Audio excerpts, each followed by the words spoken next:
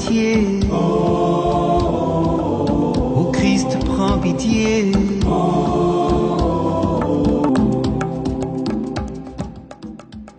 Amis téléspectatrices et téléspectateurs, bienvenue à vous sur votre émission Nos Frères les Saints.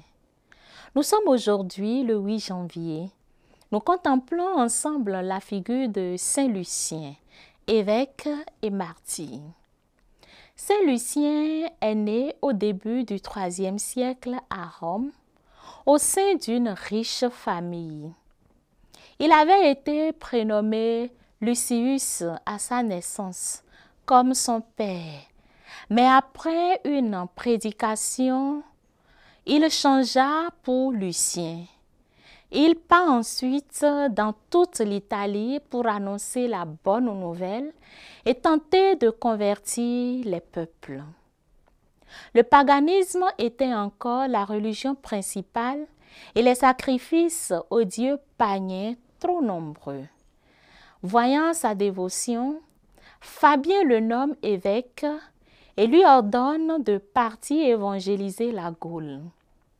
Il est accompagné dans sa mission des futurs Saint-Denis et Saint-Rieux qui deviendront les évêques de Paris et de Saint-Lys.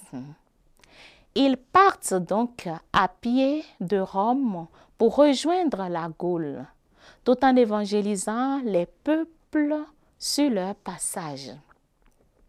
Malheureusement, lorsque Saint Lucien arrive à Parme, il est persécuté et emprisonné. C'est grâce à l'intervention des chrétiens qu'il parvient à s'échapper en pleine nuit. Il continue alors son long voyage. Lorsque les 3 évêques arrivent à Arles, le futur Saint-Rieux les quitte afin de continuer seul. Il s'établit plus tard à Saint-Lys. C'est ensuite Saint-Denis qui quitte Saint-Lucien une fois arrivé à Lutèce. Saint-Lucien continue et arrive au marché de César, qui deviendra plus tard Beauvais. Il s'y établit. Le futur saint rencontre 2 obstacles à son évangélisation. D'une part, la forte présence des Romains, très hostiles aux chrétiens, et d'autre part, le grand fanatisme des druides et leur influence sur les Gaulois parfaitement ignorants. Fort heureusement, il parvient progressivement à montrer aux habitants de Beauvaisis l'opposition entre les valeurs chrétiennes et les coutumes païennes, entre l'amour du Seigneur et la violence de leur Dieu. C'est ainsi qu'il réussit à convertir près de 35 000 personnes. Ensemble avec ses compagnons Julien et Marcien, il sillonne la campagne beauvaisienne, se rendant dans toutes les villes, tous les villages et hameaux, afin de prêcher la parole du Christ.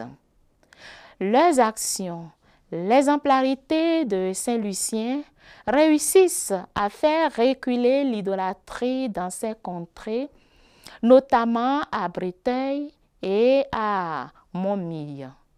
L'évêque se mortifiait et jeûnait constamment afin d'expier les péchés des païens gaulois. Cette période correspond à la grande vague de persécution des chrétiens ordonnée par Dioclétien. Et malheureusement, Saint Lucien n'y échappe pas. L'empereur romain a fait envoyer 3 assassins, Latinus, Jargus et Antor, pour tuer le futur saint et ses disciples. Les 3 missionnaires se réfugient alors sur les hauteurs de Montmille. Mais cela ne suffit pas. Alors, avant leur mort, Saint Lucien dit à ses disciples: « Frères et fils bien-aimés, Dieu veut que bientôt je me sépare de vous. Demeurez fermes dans la foi. Que les menaces des princes, pas plus que leur flatterie et leurs promesses ne vous fassent oublier la sainte religion que vous avez embrassée. Les Romains les retrouvent et décapitent aussitôt Marcien et Julien. Ils sont enterrés sur place. Saint Lucien est atrocement fouetté afin qu'il renie le Seigneur, mais il tient bon. Alors, un des assassins lui tranche la tête pour abréger ses souffrances. On dit alors que dès l'instant où le saint rendit son âme à Dieu, il fut enveloppé de lumière et on entendit une voix céleste dire « Courage, bon et fidèle serviteur, qui n'a pas craint de verser son sang pour moi.